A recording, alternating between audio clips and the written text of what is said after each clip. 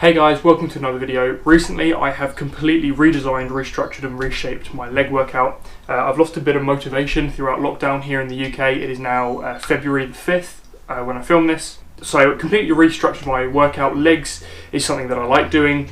I don't have the use of machines such as hack squats, quad extensions, prone curls, adductors, abductors, all that kind of stuff. So whatever muscle groups I'm not hitting as much on this leg day, I tend to put in the other leg day so that throughout the week I get a fairly even spread of my legs. Not like that, but it is actually a really nice day here. I don't know if you can kind of tell behind me, it's really sunny, it's really nice. So first things first, I'm going to get out there, I'm going to sweep that down. I'm then going to move my two squat racks outside. They're about 60 kilos each, they're really awkward to move.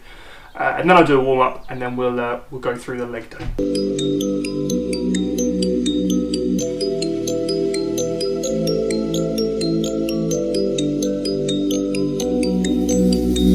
I just wanna feel free, and I just wanna be me. Yeah, I just wanna go so crazy. I just wanna be a freak. Yeah, I just wanna rise to the top. Yeah, I just wanna go reach the peak. So I've been really well focused on success. Hey, y'all won't see. So one of the things I find really useful is if you have a really big band, as opposed to some small ones, you can just tie a knot in it really easily, really simply, and then you can use part of the band to do your work. So I often tie a knot in it.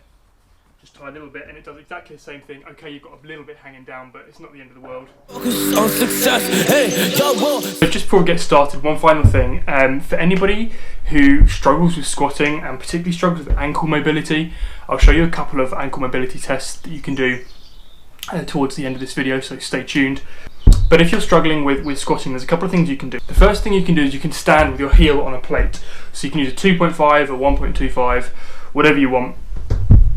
Just to elevate that heel a little bit. The second option is, as you just saw, I've put my lifters on. That does exactly the same thing. So my lifters have like a 1 inch heel, 1 to 2 inch heel, which basically elevates my heel, gives me a bit more ankle mobility, which also allows me to put more pressure on certain parts of my legs. It allows me to get much deeper in my squat, maintaining a really good form. I highly recommend them if you're getting into lifting. They're super useful, they can be used for a range of different things. So if you're squatting in something like a slide or a trainer, where the heel of the shoe is spongy, I'd strongly recommend not squatting in any shoes that have a spongy heel. The reason for that is you don't have as good a contact with the ground. You also don't have as good stability when you're pushing at the lowest part of your range of motion. So really focusing on form, really focusing on the range of motion.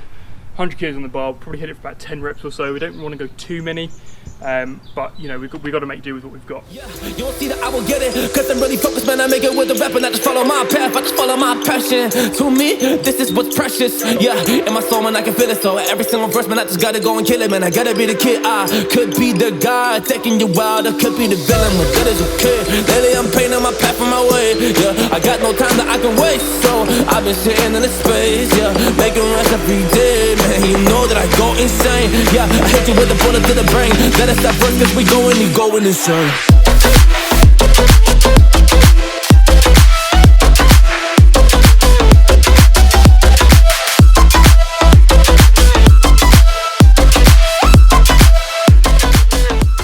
One of the things I would say is over the last year, I've really tried to improve my squat. I'll put in a video from about a year ago when I was first learning to squat and had a very similar weight on the bar, and I think my range of motion genuinely was to about there. Now, in order for you to be hitting maximum hypertrophy, you want to be going at least parallel, so 90 degrees in the knees, if not a little bit lower.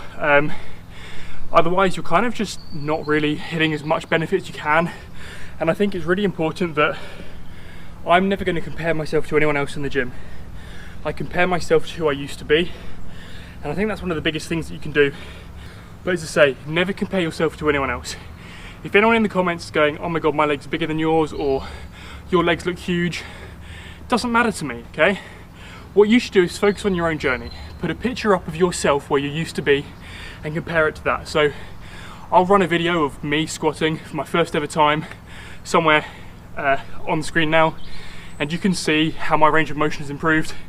And from that, it's allowed me to lift better, safer, and actually more weight with a much better range of motion. So a couple of things to note from those squats. So I've just lifted 5 tons.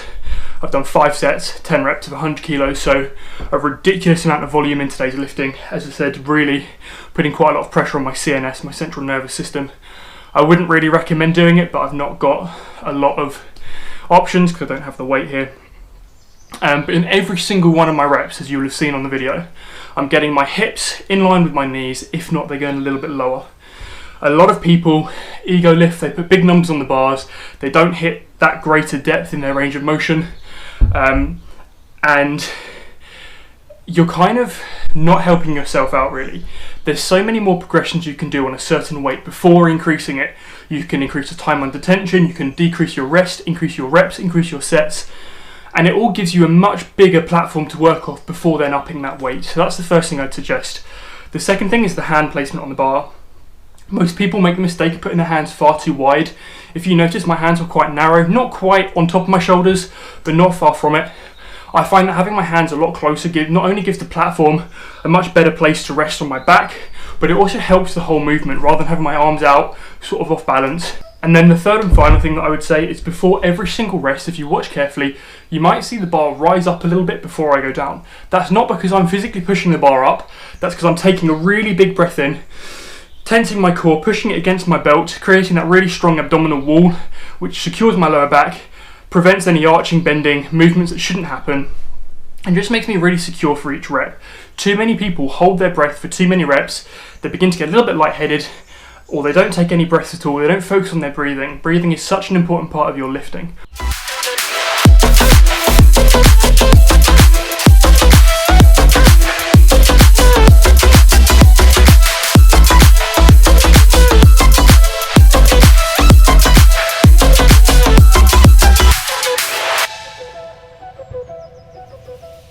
Is done. As you can see, I've kind of had a quick look back over the footage.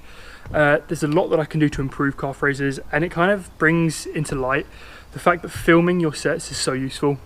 Fundamentally, filming it has allowed me to see that. It's allowed me to know that actually I can improve this next time. So before you all slate me in the comments, film yourself and be really critical of yourself. The more critical of yourself you are, it's just going to make yourself better. You don't know what I'm gonna do. You don't know what is next.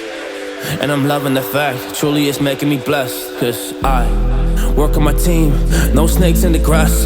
And we have a choice in the wind because of the work that we did in the past. Because of the So that's all I'm going to do on front squats. Really light, really easy, nothing too hard, nothing too complicated. But I'm just introducing it to my workout. Building muscle is a marathon. You're not going to wake up the next day and be 10 kilos heavier. You're not going to wake up the next day and be 10 kilos lighter. It's a slow progression. So why people suddenly go into the gym, they get a new exercise into their program and they think, brilliant, I'm going to go as heavy as I can. You know, you don't expect your gains to come that quickly. And if you do, you shouldn't. Unless you're a new lifter, but that gets a little bit more complicated. When adding in a new program, think slow progressions. You're much more likely to nail your form. You're much more likely to get the fundamentals of the movement correct. Too many people I see are brilliant. They've got front squats in their program, they've got back in their program.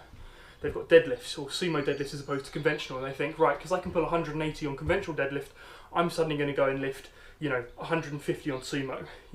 It's a completely different movement. Start off with the basics, nail your movement, and then increase the weight. And I can't stress that enough. I've been guilty of doing this in the past, which is why I'm really trying to work on my form. As I say, front squats, 20 kilos, I could probably do, 60, 70 kilos. But I don't want to put that straight in because I guarantee you my form won't be there. I guarantee you it'll be really uncomfortable on my shoulders and I'm more likely to do myself an injury. that we did in the past, man, we went to hours, you barely got rest. So I get the realm and we didn't finesse. So I got the feelings that we might be next. Cause when we go in, we win in the match. Sure.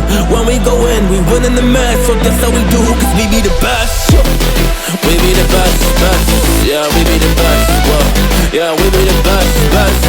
We be the best. Hey, yeah, we be the best, best. Hey, we be the best. Yo, you wanna come and test? Whoa, you want to see we the best? Hey, you don't see that we're the best kid, so I suggest you never really come and test it. But otherwise, I will smack your face like Michael Jordan does with a ball in the basket. Oh damn kid, but you didn't expect it. You never really thought that this could just happen. But now really come on and we pull out with the action. Cause people defeat those they don't get it like.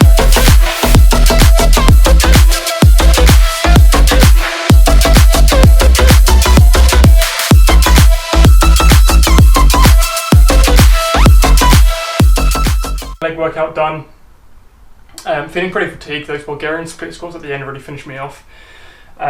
I hope you guys have found some of the tips that I've said through this video useful. If you have, make sure you like it, subscribe to the channel for more videos come out. It would really help me out, it would really mean a lot to me.